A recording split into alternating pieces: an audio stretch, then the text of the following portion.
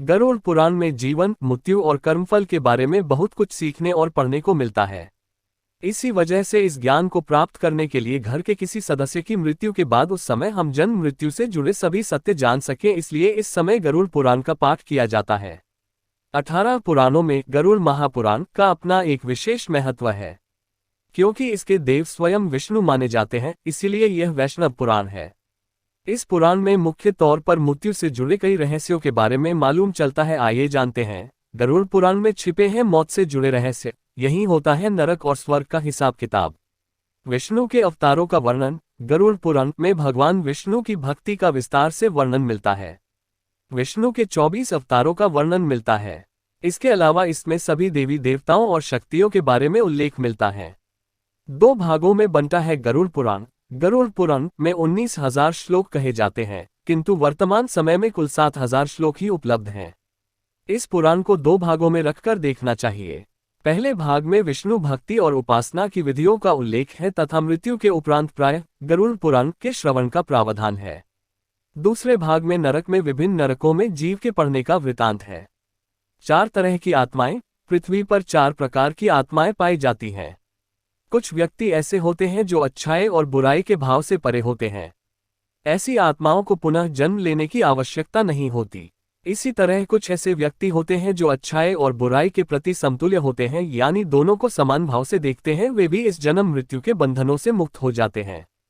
लेकिन तीसरी तरह के लोग ऐसे होते हैं जो साधारण प्रकार के होते हैं, जिनमें अच्छाई भी होती है और बुराई भी होती है।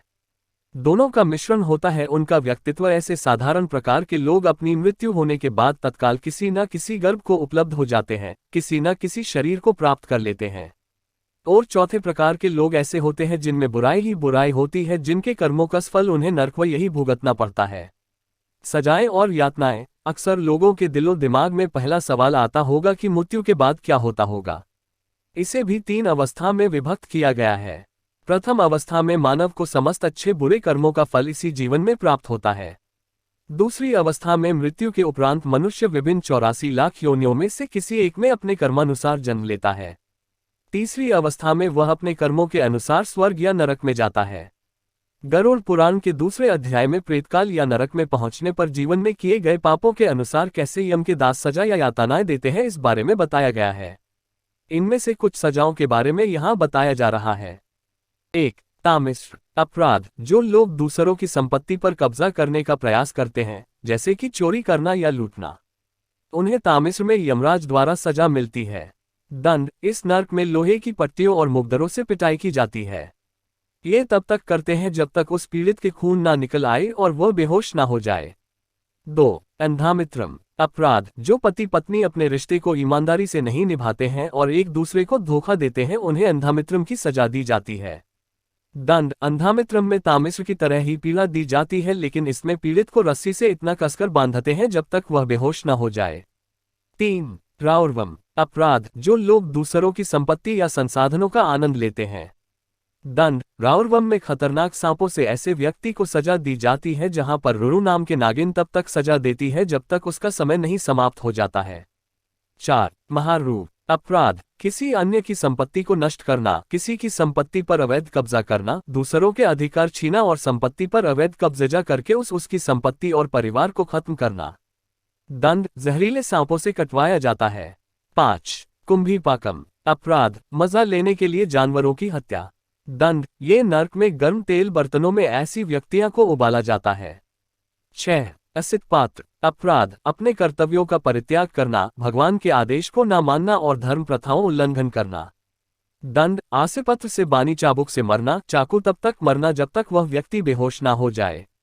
7. सुकर्म मुखम अपराध। कर्तव्यों का त्याग करना, कुशासन द्वारा अपने लोगों को सताना, निर्दोष लोगों को सजा देना और गैरकानूनी गतिविधियां करना।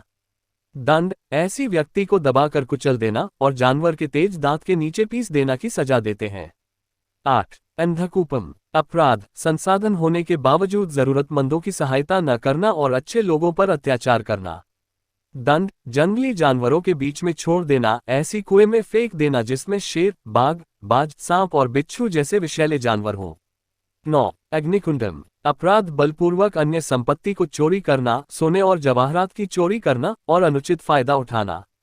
दंड, ऐसी व्यक्तियों के हाथों और पैरों को बांधकर आग के ऊपर भूना जाता है। 10. कृमि भोजनम, अपराध, मेहमानों को अपमानित करना और अपने फायदे के लिए दूसरों का इस्तेमाल करना। दंड, ऐसे व्यक्तियों को कीड़े और सांपों के बीच में छोड़ दिया जाता है। कुरान पुरुन में ऐसे 28 अपराधों और सजाओं के बारे में बताया गया है। यमलोक में इस तरह दुष्ट आत्माओं को यातनाएं मिलती है। क्या घर में नहीं रखना चाहिए? कुछ लोगों में ये भ्रांत धारणा बनी है कि इस गरुड़ पुराण को घर में नहीं रखना चाहिए। केवल श्राद्ध आदि प्रेत कार्यों में ही इसकी कथा सुनते हैं। ये धारणा अत्यंत भ्रामक और अंधविश्वास युक्त है, कारण इस ग्रंथ की महिमा में ही यह बात लिखी है कि जो मनुष्य इस गरुड़ पुराण सारोद्धार को सुनता है, चाहे जैसे भी इसका पाठ करता है, वह यमराज की भयंकर यातनाओं को तोड़कर निष्पाप होकर स्वर्ग प्राप्त करता है। संदेश: गरुड़ पुराण की समस्त कथाओं और उपदेशों का सार यह है कि हमें आसक्ति का त्याग कर वैराग्य की ओर प्रवृत्त होना चाहिए तथा सांसारिक बंधनों से मुक्त होने के लिए एकमात्र परमात्मा की शरण में जाना चाहिए। मैं आशा करता हूं कि हमारे द्वारा दी गई जानकारी आप सभी को बहुत ज्यादा पसंद आई होगी। हमारे इस पोस्ट को अपने फेसबुक, व्हाट्सएप, इंस्टाग्राम पर जरूर शेयर करें।